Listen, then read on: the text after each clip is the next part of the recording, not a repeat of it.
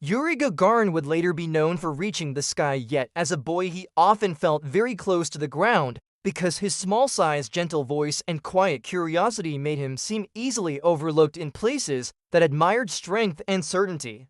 This contrast formed early, since while the world around him valued toughness shaped by hard labor and strict routines, Yuri carried a softer attention, noticing patterns of sound, light, and movement that others dismissed as unimportant. Even in busy rooms filled with voices and opinions, he felt oddly detached, as if part of him hovered slightly aside, observing expressions and silences with equal interest. There was a contradiction in how he smiled easily while feeling inwardly cautious, because humor became his way of fitting in without revealing how deeply he questioned his place among louder, more confident peers. Although he rarely spoke of ambition, his thoughts wandered far, stretching beyond fences and rooftops, where imagination offered freedom that daily life could not always provide. Growing up in an environment shaped by discipline and recovery, Yuri learned resilience early, yet his sensitivity meant he absorbed pressure quietly rather than releasing it outward. This inward tension created a private world where questions mattered more than answers, and where curiosity replaced certainty as a kind of compass. When others rushed forward to prove themselves, Yuri often paused, not from fear, but from a need to understand the situation fully before moving. He discovered that listening carefully offered insights unavailable to those who spoke first, and this habit gradually became a strength disguised as modesty. At school, he blended into crowds easily, yet moments of isolation surfaced when he realized his thoughts moved differently, guided by wonder rather than competition. Machines fascinated him, not as tools of power, but as puzzles that obeyed rules, suggesting that even complex forces could be understood patiently. In workshops and classrooms, he observed how small adjustments changed outcomes, which quietly reinforced his belief that attention mattered more than force. Though praised at times, Yuri felt uneasy with recognition because it pulled him away from the calm distance where his thoughts flowed most freely. He noticed how laughter eased tension, and he learned to use it gently, softening rigid spaces without challenging them openly. This subtle humor helped him connect with others while protecting his inner questions from being dismissed or misunderstood. The sense of not fully belonging never left him, yet instead of bitterness, it encouraged adaptability, allowing him to move between roles without clinging to any single identity. When surrounded by expectations, he focused on process rather than outcome, finding comfort in preparation where the future felt less overwhelming. His imagination often drifted upward, toward the sky that seemed both distant and inviting, offering a place where boundaries might dissolve. Yet even these dreams carried restraint, because Yuri balanced wonder with caution, aware that reality demanded respect as much as curiosity. As responsibilities increased, he learned to hide uncertainty behind steady behavior, understanding that calm appearances reassured others. This created another quiet conflict, where the public image grew steadier while the inner landscape remained full of questions. He began writing thoughts privately, shaping ideas that felt too fragile for spoken conversation, yet too important to ignore. Among peers, Yuri appeared friendly and approachable, though he rarely revealed how deeply he reflected on belonging and purpose. Moments of waiting became meaningful, as he used silence to rehearse responses and refine understanding. Instead of seeking control, he sought balance, trusting that harmony between effort and patience produced better outcomes. Physical challenges did not intimidate him, but he approached them thoughtfully, respecting limits rather than testing them recklessly. This attitude often contrasted with louder demonstrations of bravery, making his confidence quieter but more consistent. Authority figures noticed reliability before charisma, sensing steadiness even when words remained few. Yuri accepted guidance readily, not from obedience alone, but from belief that learning required humility. His sensitivity sharpened observation, enabling him to detect changes others missed, whether in machines or moods. Over time, restraint transformed into readiness, shaped by understanding rather than impatience. He felt the pull of something larger, though he lacked language for it, sensing that his attention belonged to spaces beyond immediate surroundings. Crowds no longer overwhelmed him entirely, yet he maintained inner distance, preserving the quiet place where curiosity lived. He trusted routines because repetition anchored his restless thoughts. At the same time, imagination continued expanding, stretching gently against boundaries without breaking them. This balance between discipline and wonder formed the core of his character long before it was tested publicly.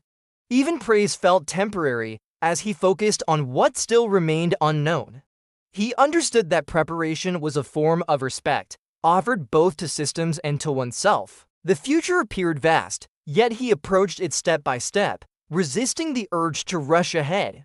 In moments of doubt, he returned to observation, grounding himself in details that felt reliable. He rarely announced dreams, preferring to let actions speak quietly over time. This restraint made his path seem ordinary, even as it led somewhere extraordinary. The boy who once felt small discovered that scale mattered less than awareness.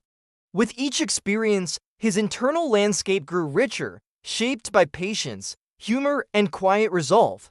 As part 1 closes, Yuri stands not at a beginning or an end, but within a widening horizon, where curiosity waits patiently for its next direction. As opportunities narrowed and intensified, Yuri moved forward with a calm that felt rehearsed by years of inner observation, where pressure no longer shouted but whispered, testing whether quiet focus could survive louder expectations. Training environments magnified every weakness, yet instead of shrinking, he refined attention, allowing discipline to sharpen curiosity rather than suffocate it, which gradually transformed restraint into something resembling readiness. Among other candidates, confidence often arrived loudly, but Yuri's presence settled differently, creating a steady rhythm that suggested control without aggression and courage without spectacle.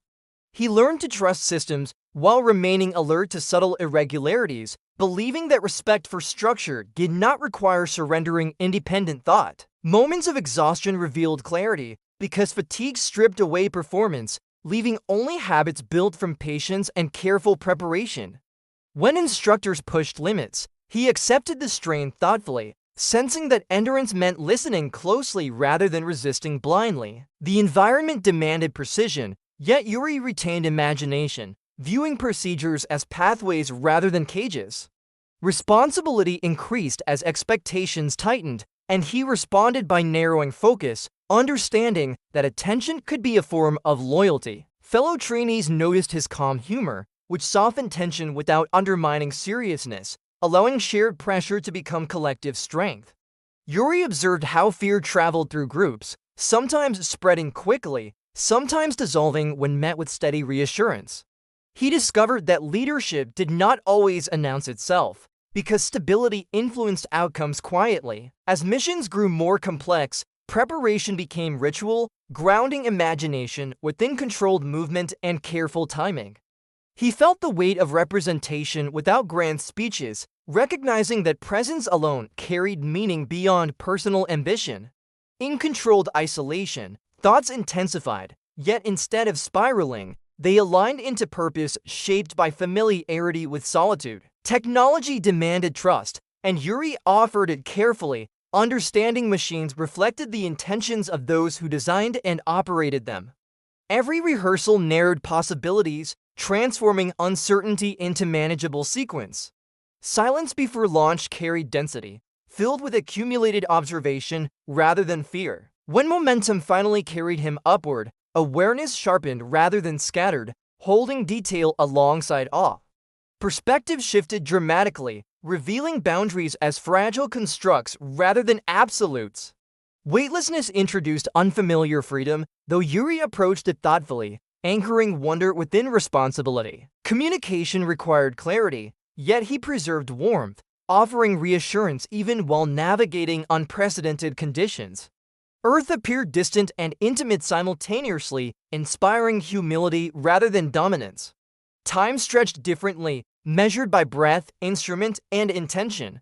Yuri balanced procedure with intuition, adjusting gently to maintain equilibrium. The return demanded equal composure, acknowledging that completion required as much care as ascent. Gravity welcomed him back firmly, reintroducing limitations he now understood differently. Afterward, attention shifted suddenly, surrounding him with voices and symbols that risked overwhelming quieter meaning. He accepted recognition cautiously, aware that public narratives simplified experiences shaped by complexity. Expectation pressed inward, threatening to freeze curiosity into image. Yuri responded by maintaining routine, protecting the inner space where observation thrived. Fame accelerated distance, yet he navigated it gently, choosing steadiness over spectacle. He noticed how others projected certainty onto him, misunderstanding calm as finality. Inside, questions remained active, refusing to settle permanently. He learned to carry symbol and self without allowing one to erase the other. Daily life regained importance, reminding him that meaning existed beyond extraordinary moments. Humor again became shield and bridge, easing interactions while preserving balance. He recognized that being first mattered less than remaining attentive afterward. Legacy felt premature as curiosity continued forward. Responsibility expanded, extending beyond personal experience toward shared future. Yuri stayed grounded by remembering uncertainty as companion, not obstacle. He trusted preparation more than praise. When reflecting privately, wonder retained priority over pride. The sky no longer represented escape, but relationship. Through continued observation, he accepted change without surrendering quiet resolve. His story resisted simple endings, preferring continuity. As part two closes, Yuri moves onward not as a monument, but as a steady presence, carrying curiosity forward into spaces that still listen.